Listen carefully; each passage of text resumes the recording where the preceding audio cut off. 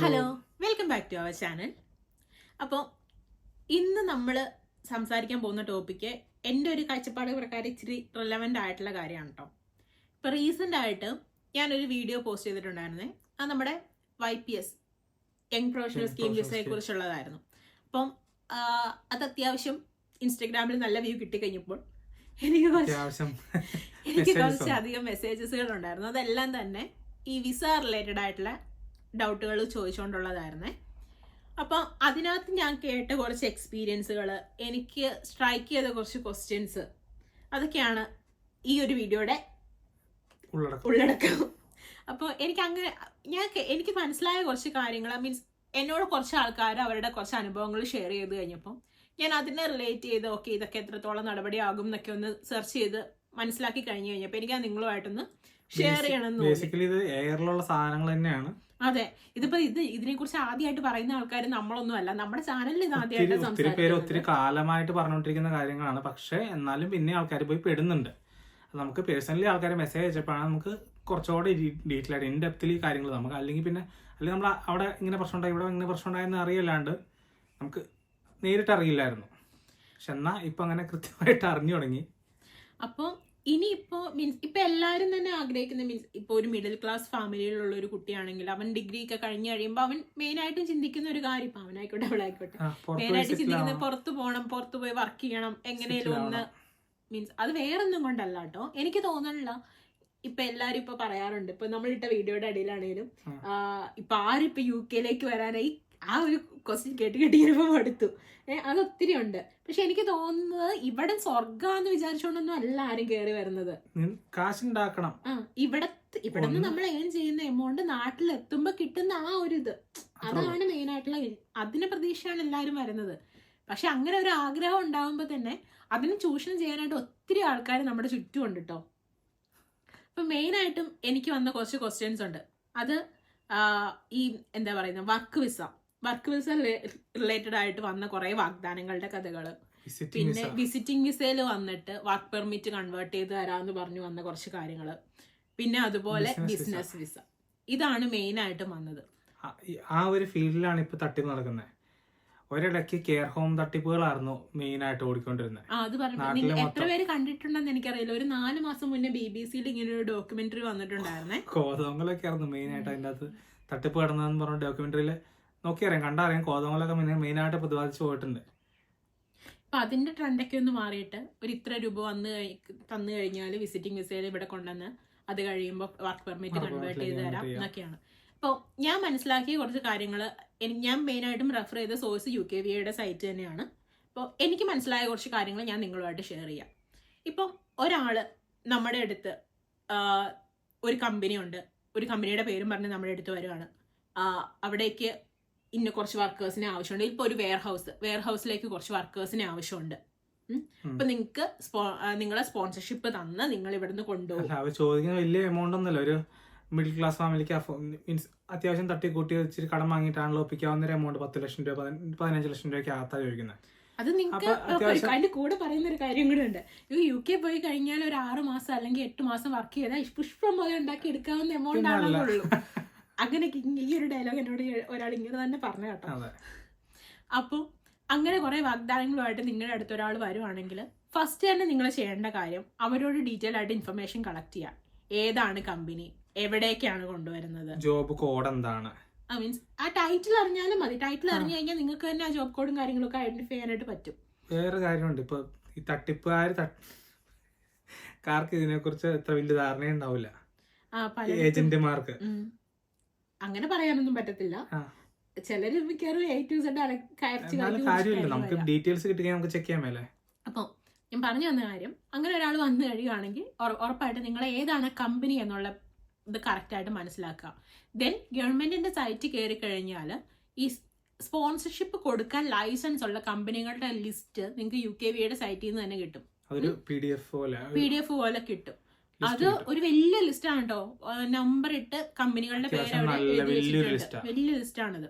അപ്പൊ അതിന് നോക്കിക്കഴിഞ്ഞാൽ നിങ്ങൾക്ക് മനസ്സിലാവും ഈ ഒരു കമ്പനി കൃത്യമായിട്ട് കൊടുത്തിട്ടുണ്ട്. അവർക്ക് കോണ്ടാക്ട് ചെയ്യാനുള്ള മെയിൽ ഐ ഡി ഉണ്ട്, സ്ഥലമുണ്ട്, കമ്പനിയുടെ ഇതിനകത്ത് നമ്മൾ ക്ലിക്ക് ചെയ്യുമ്പോൾ നമ്മൾ ഓട്ടോമാറ്റിക്കലി പോകുന്ന അവരുടെ ഒഫീഷ്യൽ വെബ്സൈറ്റിലേക്ക് തന്നെ അവരുടെ സ്ഥലമുണ്ട്, അവർക്ക് ഏത് കോഡുകളിൽ ജോബ് സ്പോൺസർ ചെയ്യാനുള്ളതുണ്ട്, ടെമ്പററി വിസ ആണോ കൊടുക്കാൻ പറ്റുക, അല്ലെങ്കിൽ സീസണൽ വർക്ക് വിസ ആണോ, അതോ ഏതിലാണ് അവർക്ക് കൊടുക്കാൻ പറ്റുക എന്നുള്ള ഫുൾ ഡീറ്റെയിൽസ് ഉണ്ട്. അപ്പൊ അത് നോക്കാം ഫസ്റ്റ് തന്നെ. പിന്നെ സ്റ്റാർട്ട് ഓക്കെ, അത് നിങ്ങൾക്ക് ജസ്റ്റ് ഗൂഗിളിൽ ഒന്ന് സെർച്ച് ചെയ്ത് കഴിഞ്ഞാൽ നിങ്ങൾക്ക് അത് കിട്ടും. അപ്പൊ അത് ആദ്യം ചെക്ക് ചെയ്യാം. ദെൻ ചിലപ്പോൾ നമുക്ക് പറ്റുമെങ്കിൽ എന്ത് ജോബിലേക്കാണ്, ഇപ്പം ഒരു വെയർ ഹൗസ് ജോബ് എന്നാണ് നമ്മളോട് പറയുന്നതെങ്കിൽ ഈ ഒരു ജോബ് ഈ ഓക്യുപ്പേഷൻ കോഡ് ഉള്ളതാണോ ഈ ജോബിന്, അത് കോഡിൽ വരുന്ന ജോബാണോ? ഒരുമാതിരി എല്ലാ ജോബുകൾക്കും കോഡുണ്ട്. കോഡ് ഉണ്ടായിട്ട് മാത്രം കാര്യമില്ല, സ്പോൺസർ ഇന്റർനാഷണൽ റിക്രൂട്ട്മെന്റ് പറ്റണമല്ലോ, അതിന് പറ്റുന്നതാണോ? അല്ലെങ്കിൽ ഇപ്പോഴത്തെ റൂള് വെച്ചിട്ട് പല ജോബുകളും പറ്റത്തില്ലല്ലോ. ഓക്യുപ്പേഷണൽ ലിസ്റ്റ് എടുത്ത് നോക്കുക, എന്നിട്ട് നിങ്ങൾ ഈ പറഞ്ഞ ജോബ് കോഡ് അല്ലെങ്കിൽ ഈ ഒരു ജോബ് ടൈറ്റിൽ അതിൽ വരുന്നുണ്ടോ എന്ന് നോക്കുക. ഇതൊക്കെ ജസ്റ്റ് നിങ്ങൾക്ക് ഗൂഗിൾ ചെയ്താൽ കിട്ടുന്ന കാര്യങ്ങളേ ഉള്ളൂ. പിന്നെ അതുപോലെ പിന്നെ ചെയ്യാൻ പറ്റുന്ന ഒരു കാര്യം, ഗവൺമെന്റിന്റെ സ്കിൽഡ് വർക്കർ വിസ എന്നുള്ള ഒരു ഏരിയ നിങ്ങൾ സെർച്ച് ചെയ്യുവാണെങ്കിൽ അവിടെ നിങ്ങൾക്ക് കൃത്യമായിട്ട് കാണാൻ പറ്റും എന്തൊക്കെ ക്രൈറ്റീരിയ നമ്മൾ മീറ്റ് ചെയ്യണമെന്ന്. ചിലര് ലാംഗ്വേജ് റിക്വയർമെന്റ് പോലും വേണ്ട യുകെയിലേക്ക് വരാൻ, ലാംഗ്വേജിന്റെ ആവശ്യമില്ലല്ലോ. അങ്ങനെ പറഞ്ഞുകൊണ്ട് ഇത് നമ്മളിപ്പോ കോമഡി ആയിട്ട് പറയുന്നെങ്കിലും ഇത് നടക്കുന്നതാണോ? അല്ല, മീൻസ് ഇത് എല്ലാരും ശ്രദ്ധിക്കണം. ഇപ്പൊ പൈസ കൊടുക്കുന്നവർ ശ്രദ്ധിക്കണം, വീട്ടുകാരെ ശ്രദ്ധിക്കണം. ഇവര് പറഞ്ഞ ക്രൈറ്റീരിയയിൽ ഒരെണ്ണം സാറ്റിസ്ഫൈ ചെയ്തിട്ടില്ലെങ്കിൽ പോലും വിസ പറ്റത്തില്ല. അത് ഏറ്റവും വലിയ കാര്യം എന്ന് പറഞ്ഞാണ്ടല്ലോ, ഇതിപ്പോ വർക്ക് വിസ എന്നുള്ള രീതിയിലല്ല ഇവരെ ഒന്നും ഇങ്ങോട്ട് കൊണ്ടുവരുന്നത്. കൂടുതലും കൊണ്ടുവരുന്നത് എങ്ങനെയാ, ഇവിടെ വന്നിട്ട് ചെയ്യാം എന്നുള്ള ഒരു രീതിയിലാണ്. അപ്പൊ വിസിറ്റിംഗ് വിസയിലൊക്കെ വന്നിട്ട് ഇവിടെ വന്ന് കഴിഞ്ഞിട്ട് ഇത് റെഡി. അപ്പൊ നിങ്ങൾ ഈ ജോബ് കോഡ് കാര്യങ്ങളെല്ലാം കൃത്യമായിട്ട് നോക്കുക. അതുപോലെ തന്നെ ഗവൺമെന്റിന്റെ സൈറ്റിൽ കയറിയിട്ട് എന്തൊക്കെ ക്രൈറ്റീരിയ നമ്മൾ സാറ്റിസ്ഫൈ ചെയ്താലാണ് നമുക്കൊരു വർക്ക് വിസ കിട്ടുക എന്നുള്ളത് നോക്കുക. അതിനകത്ത് ലാംഗ്വേജ് റിക്വയർമെന്റ് ഉണ്ട്, സാലറി ക്രൈറ്റീരിയ ഉണ്ട്, പോയിന്റുകൾ മീറ്റ് ചെയ്യേണ്ടതുണ്ട്, ജോബ് കോഡ് ഉണ്ട്. ഇതെല്ലാം നിങ്ങൾ സെർച്ച് ചെയ്യണം. എന്നിട്ട് ഇതൊക്കെ നമ്മുടെ കോമ്പറ്റൻസും കൂടെ നമ്മൾ ഉപയോഗിക്കുക.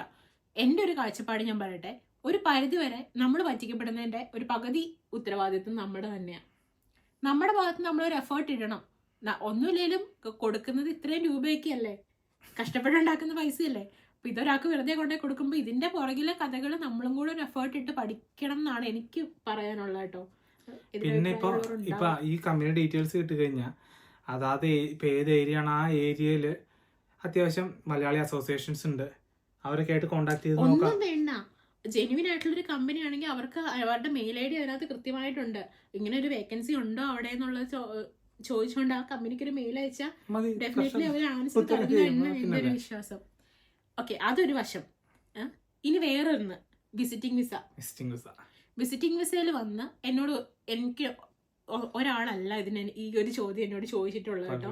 പലരും എന്നോട് ചോദിച്ചു ഈ ഒരു സെയിം കാര്യം. കറന്റ്ലി ഇവിടെ വന്ന് നിൽക്കുന്ന ആൾക്കാരുണ്ട് ഒത്തിരി. അപ്പം വിസിറ്റിംഗ് വിസയിൽ വന്ന് UK വർക്ക് ചെയ്യാൻ പറ്റുമോ? അതിന്റെ ക്ലിയർ ആയിട്ടൊരു ആൻസർ ഇല്ലാന്ന് തന്നെയാണ് കേട്ടോ. വിസിറ്റിംഗ് വിസയിൽ വരുന്ന ഒരാൾക്ക് UK വന്ന് വർക്ക് ചെയ്യാനായിട്ട് പറ്റത്തില്ല, ലീഗലി പറ്റത്തില്ല. ഇല്ലീഗലായിട്ട് ചെയ്യാൻ, ക്യാഷ് ഇൻ ഹാൻഡ് ചെയ്യാം എന്നൊക്കെ പറഞ്ഞാണ് കൊണ്ടുവരുന്നതെങ്കിൽ അതും ഇല്ലീഗൽ ആണ്. പ്രാക്ടിക്കൽ ആണെന്നുള്ളത് ചിന്തിക്കണം. ഇവിടെ ലീഗലായിട്ട് വർക്ക് ചെയ്യാൻ പോകുന്നവന് ജോലി കിട്ടുന്നില്ല. അതല്ലടോ, ഇല്ലീഗലായിട്ട് വർക്ക് ചെയ്യാൻ, ക്യാഷ് ഇൻ ഹാൻഡ് ചെയ്യാൻ പോയി കഴിയുമ്പോൾ പലയിടത്തും ജോലി കിട്ടും. പക്ഷെ അവിടെ സംഭവിക്കുന്ന ഒരു പ്രശ്നം എന്ന് പറഞ്ഞാൽ അവിടെ നമുക്ക് അവര് ജോലി ചെയ്തതിന്റെ പൈസ തന്നു, അതിനകത്ത് പിന്നെ നമുക്ക് ലീഗലി പോകാനുള്ള വഴികളൊന്നുമില്ല. നമ്മുടെ ഭാഗത്താ തെറ്റ്. ലീഗലി പോയാൽ നമ്മൾ വിടും, അതാണ് അവിടുത്തെ പ്രശ്നം. അതുപോലെ തന്നെ വർക്ക് വിസ, വിസിറ്റിംഗ് വിസയിൽ വന്നിട്ട് ഇവിടെ വന്നിട്ട് അത് പിന്നെ വർക്ക് പെർമിറ്റ് ആയിട്ട് കൺവേർട്ട് ചെയ്യുമോ എന്നൊക്കെ ഉള്ളത്, മാറ്റാൻ പറ്റുമോ എന്നുള്ളത് ഞാൻ സെർച്ച് ചെയ്ത സൈറ്റുകളിലോ ഗവൺമെന്റിന്റെ ഒഫീഷ്യൽ വെബ്സൈറ്റുകളിലൊക്കെ ഞാൻ ഇതിനെക്കുറിച്ച് കുറെ നോക്കി. ഇല്ലീഗലായിട്ട് എന്തെങ്കിലും ചെയ്യാൻ പറ്റുമോ എന്നുള്ളത് എനിക്ക് അറിയത്തില്ല. ലീഗലി ഒന്നും ഞാൻ അതിനകത്ത് സപ്പോർട്ടീവായിട്ട് കണ്ടില്ല കേട്ടോ. നിങ്ങൾക്ക് വേണമെങ്കിൽ ചെക്ക് ചെയ്ത് നോക്കാം, ഗവൺമെന്റിന്റെ സൈറ്റിൽ കയറി നോക്കാം. അതിനകത്ത് നമ്മളെ സ്റ്റാൻഡേർഡ് വിസ അല്ലെങ്കിൽ വിസിറ്റിംഗ് വിസ എന്നുള്ള ഏരിയ എടുത്തു കഴിയുമ്പോൾ അവിടെ അതിനകത്ത് ക്ലിയർ ആയിട്ട് അവർ പറഞ്ഞിട്ടുണ്ട് ഇവിടെ വന്ന് വർക്ക് ചെയ്യാൻ പാടില്ല. മീൻസ് അതിനകത്തുള്ള എക്സെപ്ഷൻ കൊടുത്തേക്കുന്നത് ആർക്കൊക്കെയാണ്, ഇതെല്ലാം അവർ ക്ലിയർ ആയിട്ട് അതിനകത്ത് മെൻഷൻ ചെയ്തിട്ടുണ്ട്. നിങ്ങൾക്ക് അത് ചെക്ക് ചെയ്ത് നോക്കാം. ഇതിനകത്ത് ഏറ്റവും വലിയ കോമഡി ഞാൻ പറയട്ടെ, ഇങ്ങനെ ഒരു ഓഫർ നമ്മുടെ കയ്യിലേക്ക് വെച്ച് പറയുമ്പോൾ ജസ്റ്റ് ഗൂഗിളിൽ കയറി വിസിറ്റിംഗ് വിസയിൽ വന്നാൽ UK വർക്ക് ചെയ്യാൻ പറ്റുമോ എന്നൊന്ന് അടിച്ചാൽ മതി, നിങ്ങൾക്ക് അവിടെ ആൻസർ കിട്ടും. അതാ ഞാൻ പറഞ്ഞത്, നമ്മൾ പറ്റിക്കപ്പെടുന്നുണ്ടെങ്കിൽ അതിന്റെ ഒരു പകുതി ഉത്തരവാദിത്വം നമ്മുടെ തന്നെയാണുള്ളത്. അപ്പൊ നമ്മുടെ ഭാഗത്തുനിന്നും കൂടെ നമ്മൾ എപ്പോഴും ഒരു എഫേർട്ട് എടുക്കണം. വെറുതെ ഒരു ഏജൻസി വന്നിട്ട് അവര് എല്ലാ അടവുകളും പറ്റി തെളിഞ്ഞതായിരിക്കും. അവർ വന്ന് സത്യസന്ധമായി മുന്നിൽ നിന്ന് സംസാരിച്ചു കഴിയുമ്പോൾ അവർ പറയുന്ന എല്ലാം വിശ്വസിക്കാം, എല്ലാം അവർ ഭയങ്കര പാവാണ്, ജെനുവിൻ ആണെന്നൊന്നും പറഞ്ഞ് കയറി വരാണ്ട് ഇതിന്റെ പുറകിലെ കഥകളും കൂടെ ഒന്ന്. നാട്ടിൽ പോലും കേസ് കൊടുക്കാൻ പറ്റില്ല, കാരണം ഇവർ പല അക്കൗണ്ടിലായിട്ട് പല രീതിക്ക് കാശ് വാങ്ങുന്നത്. കുറെ ക്യാഷ് ആയിട്ട് വാങ്ങുന്ന നാട്ടിൽ, കുറച്ച് വേറെ പലരുടെ അക്കൗണ്ടിലായിട്ട് ഇട്ട് കൊടുക്കും. അപ്പം അങ്ങനെ പോയിട്ടുള്ള പകുതി കൂടുതലും തട്ടിപ്പായിട്ടുണ്ട്. ഇതിപ്പോൾ നമ്മളിപ്പോൾ പറയുമ്പോൾ ചിരിച്ച് കളിച്ചൊക്കെ പറയുന്നു, പക്ഷെ ആ ഒരു കണ്ടീഷനിൽ നിൽക്കുന്ന ഒരാളുടെ പോയിന്റ് ഓഫ് വ്യൂന്നും കൂടെ ഒന്ന് ചിന്തിച്ച് നോക്കിക്കേ, എന്തോരം സ്ട്രെസ്സിൽ കൂടെ ആയിരിക്കും കടന്നു പൊയ്ക്കൊണ്ടിരിക്കുന്നത് എന്നുള്ളത്. ഇല്ലാത്ത കാശായിരിക്കും ഈ ഉണ്ടാക്കിയത് ഫുള്ള്. ഓക്കെ, പിന്നെ അതുപോലെ ഇപ്പോൾ കേൾക്കുന്ന വേറൊരു കഥയാണ് കേട്ടോ ഈ ബിസിനസ് വിസ എന്ന് പറയുന്നത്.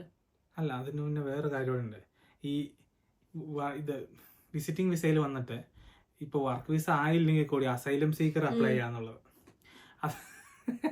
കോമഡി എന്താ വെച്ച് കഴിഞ്ഞാൽ ഈ 99% ഇന്ത്യക്കാർക്ക് അസൈലത്തിന് അപ്ലൈ ചെയ്യാൻ പറ്റും. അസൈലത്തിന് അപ്ലൈ ചെയ്യുന്നതിൽ തെറ്റൊന്നുമില്ല, വിരോധമില്ല. പക്ഷേ ഈ 99% ആൾക്കാർക്കും കിട്ടത്തില്ല, റിജക്റ്റ് ആവും ആപ്ലിക്കേഷൻ. കാരണം ഇന്ത്യനെ അവർ കാണുന്നത് ഒരു സേഫ് കൺട്രി ആയിട്ടാണ്. അവിടെ വേറെ പ്രശ്നങ്ങളില്ല എന്നും അവിടെ ജീവിക്കുന്നതിന് വേറെ പ്രശ്നങ്ങളില്ല എന്നും സേഫ് കൺട്രി ആയിട്ടാണ് കാണുന്നത്. അതുകൊണ്ട് അസൈലം സീക്കർ അപ്ലൈ ചെയ്ത് കിട്ടുക എന്ന് പറഞ്ഞൊരു ഹിമാലയൻ ടാസ്കാണ്, പാടാ. പിന്നെയുള്ളത് ബിസിനസ് വിസ. ബിസിനസ് വിസയുടെ ഓഫർ ഇത്ര ലക്ഷം രൂപ വന്നു കഴിഞ്ഞാൽ ഇവിടെ റണ്ണിങ് ആയിക്കൊണ്ടിരിക്കുന്ന ഒരു ബിസിനസ്സിലേക്ക് ആഡ് ചെയ്ത് തരാന്നൊക്കെ. ദുബായിൽ തെങ്ങും പറമ്പും വീടും വാങ്ങിച്ചു തരാന്ന് പറഞ്ഞു. അത് കഴിഞ്ഞിപ്പം UK തെങ്ങും പറമ്പും വീടും വാങ്ങിച്ചു തന്നെ.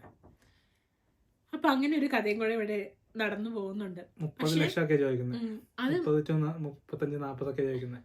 എടോ, പക്ഷെ വേറൊരു കഥയുണ്ട് അതിനകത്തെ. ഇപ്പൊ നമ്മളിപ്പോൾ ഇവിടെ നിൽക്കുന്നത് കൊണ്ടാണ് നമുക്ക് പല അനുഭവങ്ങളും കേട്ട് ഓക്കെ ഇതാണ് ഇവിടുത്തെ അവസ്ഥ എന്നും നമുക്ക് അങ്ങനെ മനസ്സിലാക്കാൻ പറ്റുന്നുണ്ട്. കുറേയൊക്കെ കേട്ട് കഴിയുമ്പോൾ ഇത് സത്യമാണോ എന്നെങ്കിലും ചിന്തിക്കാൻ തോന്നുന്നുണ്ട്.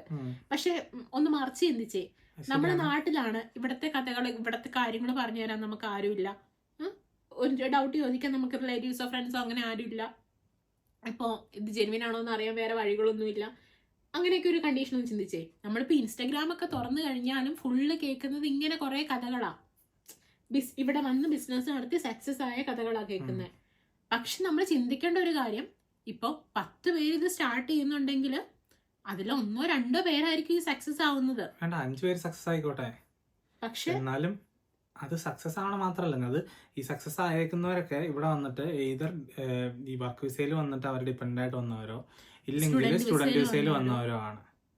അല്ലാണ്ട് ഈ പറഞ്ഞ പോലെ ബിസിനസ് വിസയിൽ ബേസിക്കലി ചിന്തിച്ചറിയാം. ഇപ്പോൾ ഇവിടെ ഉള്ളവർക്കറിയാം, ഒരു ആവറേജ് ചെറിയ ബിസിനസ്, ഒരു റെസ്റ്റോറൻറ്റ് സ്റ്റാർട്ട് ചെയ്യുന്നത് തന്നെ 70-80 ലക്ഷം രൂപയാണ് നാട്ടിലെ പൈസ വെച്ചാണ് കൂട്ടുമ്പോൾ. ആ പൈസ ഇൻവെസ്റ്റ് ചെയ്തിട്ട് ഇവിടെ ഒരു ബിസിനസ് തുടങ്ങി അതിൻ്റെ പോലെ നടക്കണേ. ആ പൈസ ഉണ്ടെങ്കിൽ ഞാൻ നാട്ടിൽ ഇൻവെസ്റ്റ് ചെയ്തിട്ട് വേറെ എന്തെങ്കിലും പരിപാടി നോക്കില്ലേ. അങ്ങനത്തെ കുറേ കഥകൾ നടക്കുന്നുണ്ട്. പിന്നെയുണ്ട്, ഞാൻ ഈയിടെ കേട്ടതാ, നമ്മളിപ്പോൾ ഒരു ബിസിനസ് സ്റ്റാർട്ട് ചെയ്തു അതിലേക്ക് ആളെ കൊണ്ടുവരാൻ വേണ്ടിയിട്ട് ഇപ്പോൾ റെസ്റ്റോറൻ്റ് ഒക്കെ ആണെങ്കിൽ പൈസ കൊടുത്ത് പൈസ മേടിച്ച് സ്പോൺസർഷിപ്പ് കൊടുത്ത് അതിനകത്തേക്ക് മുടക്കിയ പൈസ മുഴുവൻ തിരിച്ചു പിടിച്ചു. ദെൻ പിന്നെ ഇങ്ങോട്ട് വരുന്നവർക്ക് ആ ടാസ്ക്, ആ ജോലിക്കായിട്ട് വരുന്നവർക്ക് കുറച്ച് നാൾ കഴിയുമ്പോൾ അതങ്ങ് പൂട്ടി അതങ്ങ് അവസാനിച്ച് കഴിഞ്ഞാൽ പിന്നെ അങ്ങനെയൊക്കെ വിസയിൽ വന്നിട്ട് ഈ പറഞ്ഞ പോലെ വേറെ ജോബ് കൊടുത്തിട്ട് ആ ജോബ് വർക്ക് ഷിഫ്റ്റ് തരാം എന്ന് പറഞ്ഞിട്ട് എനിക്കൊരാൾ പറഞ്ഞതാണ്. ജോബ് തരാമെന്ന് പറഞ്ഞു, ഷിഫ്റ്റ് തരാമെന്ന് പറഞ്ഞു. അന്ന് കഴിഞ്ഞിട്ട് ഷിഫ്റ്റ് ചെന്ന് കഴിയുമ്പോൾ പറഞ്ഞു ഇൻഫോം ചെയ്യാം, 2-3 ആഴ്ച കഴിയട്ടെ. അങ്ങനെ പോയി 2-3 മാസമായി. പുള്ളിട്ട് വേറെ പുറത്ത് പോയി എന്തെങ്കിലുമൊക്കെ ചെയ്തുകൊണ്ടൊക്കെ ഇരുന്നു. കുറച്ച് നാൾ കഴിയുമ്പോൾ ജോലിക്ക് വേണ്ടില്ല എന്ന് പറഞ്ഞിട്ട് ടെർമിനേഷൻ ലെറ്റർ അടിച്ചു കൊടുത്തു, വിസ ക്യാൻസലായി. ഇങ്ങനെ കുറേ ഇൻസിഡൻസ് ഇവിടെ നടക്കുന്നുണ്ട്. അപ്പം ഇങ്ങനെ കുറേ കഥകൾ കേട്ടതും കൊണ്ട് കൂടിയാണ് ഇങ്ങോട്ടേക്ക് വരാൻ നിൽക്കുന്ന ഒരാളാണെങ്കിൽ ഈ ഒരു കാര്യങ്ങളും കൂടെയൊക്കെ മനസ്സിൽ വെക്കുക, നമ്മുടെ ഭാഗത്തുനിന്നും കൂടെ ഒരു എഫേർട്ട് ഇട്ട് ഇതിനകത്തൊക്കെ എത്രത്തോളം ജെനുവിൻ ആയിട്ടുള്ള കാര്യങ്ങളുണ്ട് എന്നുള്ളതും കൂടെ മനസ്സിലാക്കി വെക്കുക. പിന്നെ ഇവിടെ നിൽക്കുന്ന ഒരാളെന്നുള്ള രീതിയിൽ ഞാൻ മനസ്സിലാക്കിയ ഒരു കാര്യമാണ് കേട്ടോ ഇത്, എത്രത്തോളം ശരിയാണെന്ന് എൻ്റെ ഒരു പോയിന്റ് ഓഫ് വ്യൂ അങ്ങനെ കണ്ടാൽ മതി. ഒരു ഇന്റർനാഷണൽ റിക്രൂട്ട്മെന്റ് എന്ന് പറയുന്നത് ഇപ്പോഴത്തെ ഒരു കണ്ടീഷനിൽ UK സംബന്ധിച്ചിടത്തോളം കുറച്ച് ടാസ്ക് ആയിട്ടുള്ള കാര്യമാണ്. ഇതിപ്പോ UK മാത്രമല്ല, പലയിടത്തേക്കും ഓഫ് ആയിരിക്കും. ഇപ്പൊ പോളണ്ട്, പോർച്ചുഗൽ തുടങ്ങി സകലയിടത്തേക്കും ഇങ്ങനെ കഥകൾ നടക്കുന്നുണ്ട്. കുറെയൊക്കെ ഇപ്പൊ എല്ലാം ഇതാന്നല്ല പറയുന്നത്, ജെന്യൂൻ ആയിട്ടുള്ളതും ഉണ്ട്. പക്ഷെ ഈ ജെന്യൂൻ ആയിട്ടുള്ളതിന്റെ കൂടെ ജെന്യൂനിറ്റി ഇത് കാരണം കൂടി ഇല്ലാണ്ടാവും. പ്രശ്നങ്ങളാവുന്നതാണ്. ഇങ്ങനെ കുറെ കഥകൾ കേട്ട് കഴിഞ്ഞപ്പോൾ എനിക്കിത് നിങ്ങളുമായിട്ട് ഷെയർ ചെയ്യണമെന്ന് തോന്നി. അറ്റ്ലീസ്റ്റ് നമ്മുടെ വീഡിയോസ് ഫോളോ ചെയ്യുന്ന, ഇത് ഞാൻ പറഞ്ഞല്ലോ, ഇതിപ്പോൾ ആദ്യമായിട്ടൊന്നും അല്ല ഒരാൾ ഈ ഒരു കാര്യം പറയുന്നത്. ഒത്തിരി പേര് ഇവിടെ പറഞ്ഞിട്ടുണ്ട്. പക്ഷെ പിന്നെയും നമ്മൾ എത്ര കിട്ടിയാലും പഠിക്കില്ല എന്നൊരവസ്ഥയാണ് നമ്മുടേത്. പക്ഷെ പറഞ്ഞിട്ട് കാര്യമില്ല കേട്ടോ, രക്ഷപ്പെടാൻ വേണ്ടിയിട്ടാണ്. അതും ഈ വരുന്നതിൽ പകുതിയും പേരും ഇവിടെ വന്ന് സെറ്റിലായി ഇവിടെ അങ്ങനെ ഒരു കൺസെപ്റ്റോടെ വരുന്നവരൊന്നും അല്ല കേട്ടോ. ഇപ്പം നമ്മൾ കേട്ടിടത്തോളം, നമ്മളോട് സംസാരിച്ചിടത്തോളം ഉള്ള ആൾക്കാരുടെയൊക്കെ വെച്ചിട്ടാട്ടോ ഞാൻ പറയുന്നത്. ഇവിടെ വന്ന് കുറച്ച് കാശുണ്ടാക്കി തിരിച്ചു പോയി ഒന്ന് ബെറ്റർ ആവണം എന്നൊരു ആഗ്രഹം കൊണ്ട് വരുന്നവരാ. അപ്പം ഇതൊക്കെ നിങ്ങളൊന്ന് മനസ്സിൽ വെച്ചേക്കുക കേട്ടോ. ഇപ്പോൾ എന്തൊരു കാര്യം വന്നാലും ഇപ്പം നിങ്ങൾക്ക് വേറൊരാളോട് ഇത് അഡ്വൈസ് ചോദിക്കാനില്ലെങ്കിൽ കൂടിയും ജസ്റ്റ് ഗവൺമെന്റിന്റെ സൈറ്റിൽ ഡയറക്റ്റ് പോയി ഒന്ന് ചെക്ക് ചെയ്ത് നോക്കുക. അതാണ് ഏറ്റവും നല്ല വഴി എന്നാണ് എനിക്ക് തോന്നുന്നത്. പിന്നെ മനസ്സിലാക്കിയിരിക്കുക, ഇതുപോലെ ഇത്ര ഈസി അല്ല കാര്യങ്ങള്. പ്രശ്നങ്ങളുണ്ട്, ഇത്രയും ചതിക്കുഴികൾ ഉണ്ടെന്ന് മനസ്സിലാക്കിയിരിക്കുക. സ്ട്രെയിറ്റ് അവേ പോയി ചാടി കൊടുക്കാതെ ജസ്റ്റ് അതിനെക്കുറിച്ചൊന്ന് ഡീറ്റെയിൽ ആയിട്ട് നിങ്ങളുടെ ഭാഗത്തുനിന്നൊരു എഫേർട്ട് ഇട്ടൊന്ന് സ്റ്റഡി ചെയ്യുക. അത്രയാണ് പറയാനുള്ളൂ. ഇതിപ്പോൾ കുറേ കഥകൾ ഇങ്ങനെ കേട്ടത് കൊണ്ട് നിങ്ങളുമായിട്ട് ഷെയർ ചെയ്തെന്നേ ഉള്ളൂ. അപ്പോൾ അത്രയൊക്കെ ഉള്ളൂ അല്ലേ? അപ്പോൾ അടുത്തൊരു വീഡിയോ ആയിട്ട് കാണുന്നത് വരെ ബൈ ബൈ.